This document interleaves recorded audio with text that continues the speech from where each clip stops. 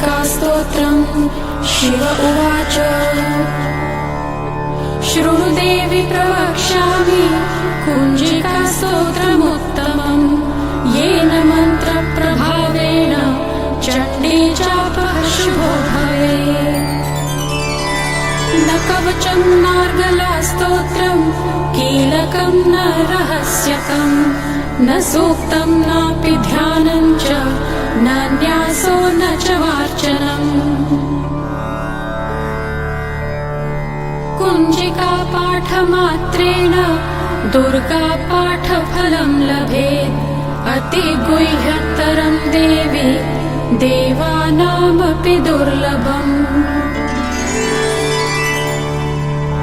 गोपनीयं प्रयत्नेन स्वयोनिरिव पार्वती मारणं मोहनं वश्यं स्तम्भनोच्चाटनादिकम् पाठमात्रेण संसिद्ध्येत् कुञ्जिकास्तोत्रमुत्तमम्।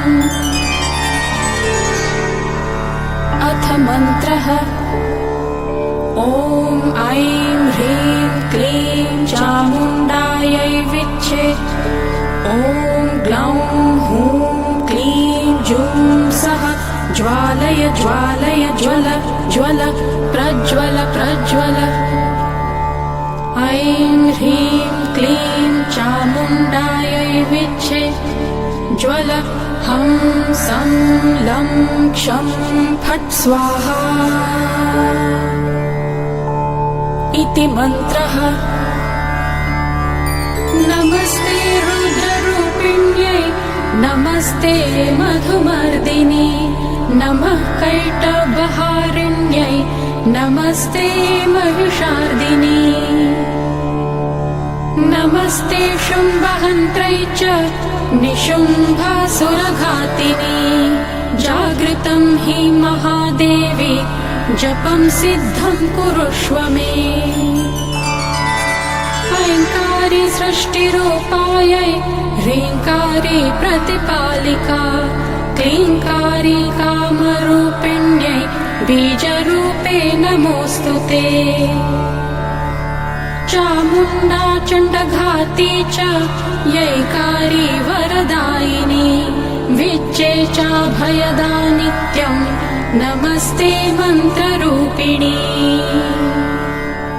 धां धीं धूं धूर्जटेः पत्नी वां वीं वूं वागधीश्वरी क्रां क्रीं क्रूं कालिका देवी शां शीं शूं मे शुभं कुरु। हुं हुं हुंकाररूपिण्यै जं जं जं जम्भनादिनी भ्रां ह्रीं भ्रूं भैरवी भद्रे भवान्यै ते नमो नमः। अं कं चं टं तं पं यं शं वीं दूं ऐं वीं हं क्षं भिज्जाग्रं भिज्जाग्रं त्रोटय त्रोटय दीप्तं कुरु कुरु स्वाहा।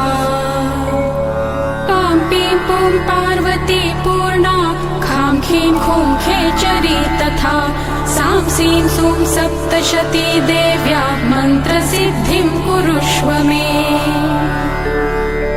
इदं तु कुञ्जिकास्तोत्रं मन्त्रजागर्ति हेतवे अभक्तेनैव दातव्यं गोपितं रक्ष पार्वती।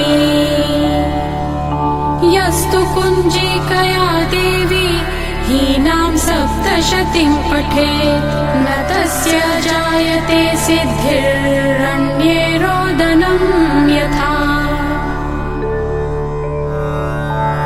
इति श्रीरुद्रयामले गौरीतन्त्रे शिवपार्वती संवादे कुञ्जिकास्तोत्रं सम्पूर्णम्।